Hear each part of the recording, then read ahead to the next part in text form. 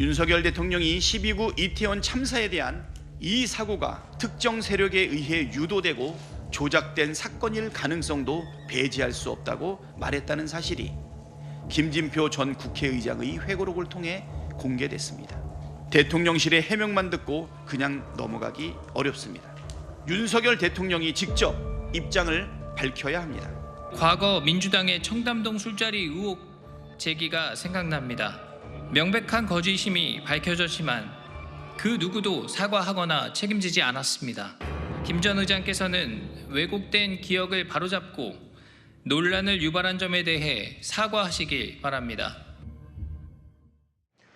네, 김진표 전 국회의장의 회고록 후폭풍이 이어지고 있습니다. 윤 대통령이 이태원 참사가 조작된 사건일 가능성을 배제할 수 없다 이런 취지로 말했다는 회고록에 이어서 당시 원내대표였던 박홍근 의원이 김 전 의장으로부터 전해들은 내용을 적어뒀다 그런 메모를 공개를 했는데요. 김수민 평론가님 이게 어떤 좀 내용입니까? 네, 김진표 전 국회의장의 회고록에 나온 내용이 이제 처음에 12월 5일, 2022년 12월 5일에 윤석열 대통령하고 김진표 의장이 독대를 했는데 그때 이상민 행안부 장관을 경질시켜야 된다 이런 의견을 김진표 의장이 피력을 했더니 윤석열 대통령이 뭐 다 맞는 얘긴데라고 하면서도 이것이 이제 이태원 참사가 어떤 특정 세력에 의해서 좀 이렇게 왜곡되고 조작됐을 가능성 이런 것들을 거론을 했다라고 하는 거예요. 그런 경우는 이상민 장관이 억울한 거 아니냐라고 그렇게 얘기를 했다는 그런 얘기를 하면서 그때 당시에 대통령 인식에 대해서 걱정을 했다라고 하는 게 김진표 국회의장 회고록의 주된 요지입니다. 근데 여기에 대해서 또 뒷받침을 하는 내용이 바로 그날 독대가 있었던 그날에 박홍근 민주당 의원이 김진표 국회의장하고 통화를 했는데 대통령이 이런 얘기를 하더라라고 하는 것을 본인의 태블릿 PC에 저장을 했다라고 하는 거거든요.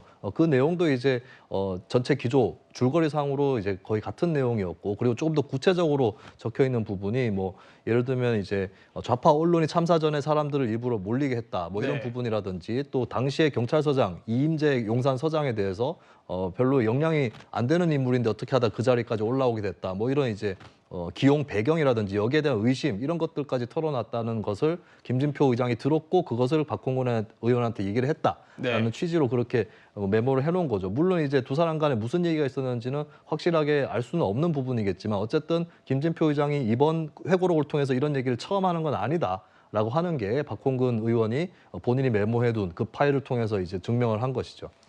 네, 그럼 2022년 당시를 떠올려 보면요. 여권에서도 이 음모론을 공개적으로 언급하기도 했습니다. 참사 당시 각시탈을 쓴 사람들의 사진을 띄워놓고 질문이 나오기도 했었죠. 옆에 각시탈 쓴 사람들, 특정 정당 관계자라고 많이들 얘기합니다. 단서를 들고 현장을 지휘했다는 얘기도 합니다.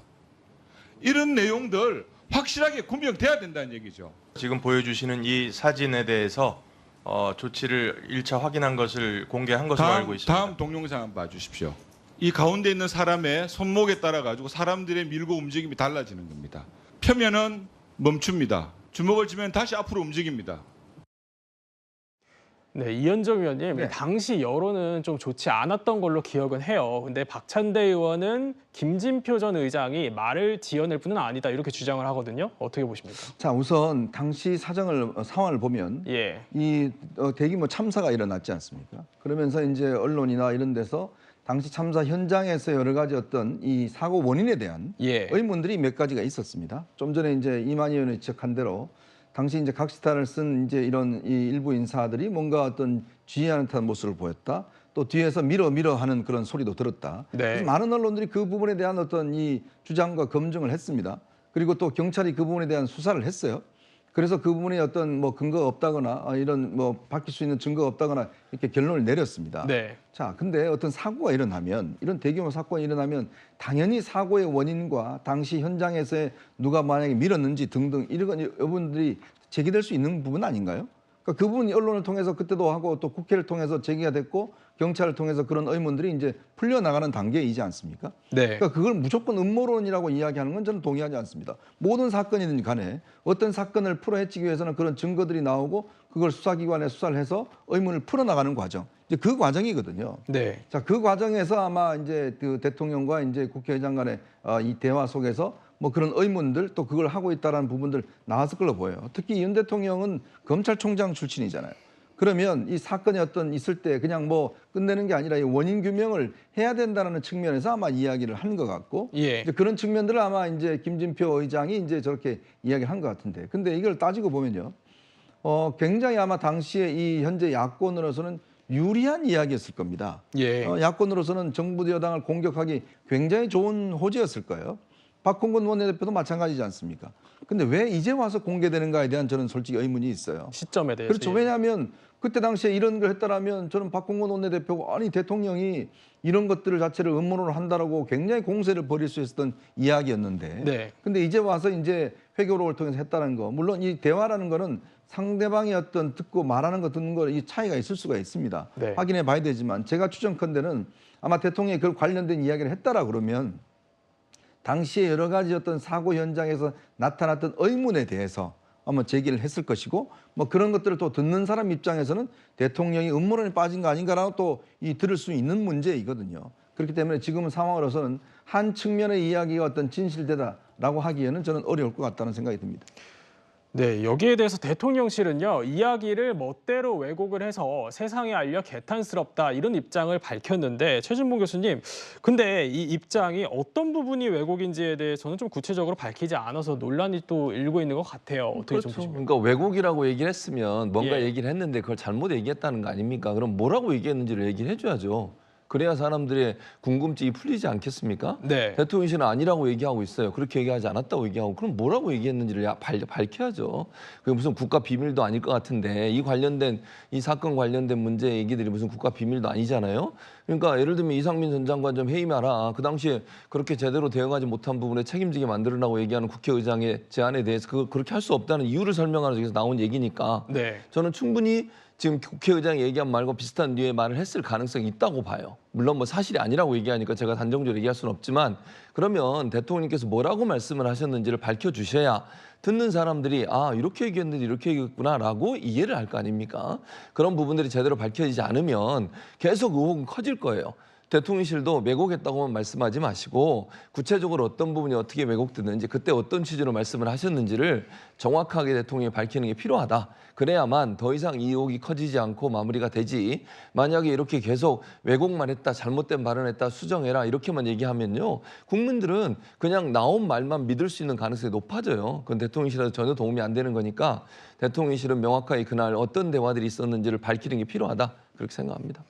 네, 이번 논란이 좀 부담스러웠는지요. 김진표 전 의장이 어제 SNS를 통해서 유감스럽다는 입장을 남겼습니다. 의도와 달리 사회적 논란이 되고 있어서 유감스럽다 이런 입장인데 이종구 평론가님 그럼 애초에는 어떤 취지로 적었다는 건가요? 네, 의도는 이렇게 파장이 일 거라고 생각하지 않았다. 즉 대통령한테 극단적인 소수 의견이 보고되고 있는 게 아닌가 하는 우려를 전하려는 취지다라고 네. 아마 김진표 의장은 지금 생각하는 것 같습니다만 이 내용이야말로 엄청나게 파장이 일어날 특정 정파가 이것을 정치적으로 악용할 수 있는 표현이에요. 왜냐하면 특정 정파나 또 민주당 측에서는 이렇게 주장하지 않습니까? 비선이 있다는 등 무슨 어떤 종교적인 어떤 개입이 있다는 등 그래서 극소수의 어떤 의견만 받는다는 등 이게 지금 계속 되풀이되는 공격의 소재입니다. 그런데 저는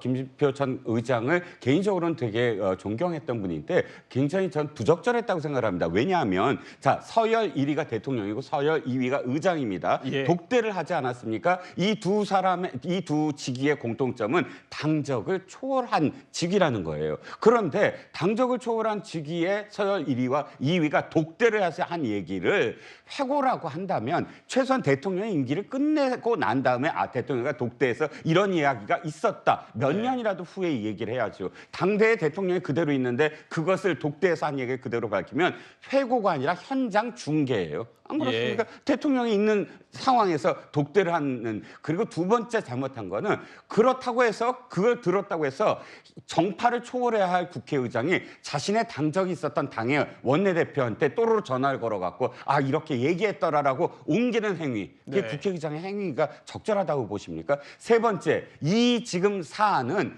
자신이 국회의장이 있을 때 업적 중에 하나예요. 뭐 어떤 업적? 이태원 특별법이 통과됐습니다. 이 갈등이 이태원 특별법으로 유가족들도 유가족 바람대로 됐다. 여야가 합의해서 이 이태원 특별법으로 인해서 이 이태원과 관련된 그런 많은 부분들이 해결될 거다, 규명될 거다라고 바라보고 있어요. 이건 이 갈등이 어느 정도 이제 풀어나갈 단초를 국회의장인 자신이 통과시켰어요. 주도하에서. 그렇다면 이 갈등은 더 이상 꺼내지 말아야죠. 그 이태원 특별법으로 인해서 그것이 규명될 때까지 놔둬야 되는 거 아닙니까? 그런데 자신이 국회의장이 끝났다고 해서 이 문제를 이런 식으로 이야기함으로써 이태원 특별법의 그 취지가 사실 굉장히 많이 훼손될 거라고 저는 생각을 하거든요. 그러니까 국회의장이 그만두셨으면 회고록을 쓰시려면 당대의 모든 사람들이 다 임기가 끝난 다음에 저는 회고록을 써야 된다고 생각을 합니다.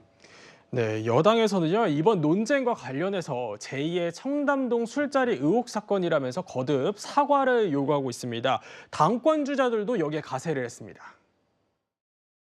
더불어민주당은 청담동 술자리 의혹 같은 말 같지도 않은 것도 총공세를, 정치 공세를 하는 정당입니다. 만약 사실대로라면 대단히 심각한 말이잖아요. 왜 이거는 그냥 두셨습니까?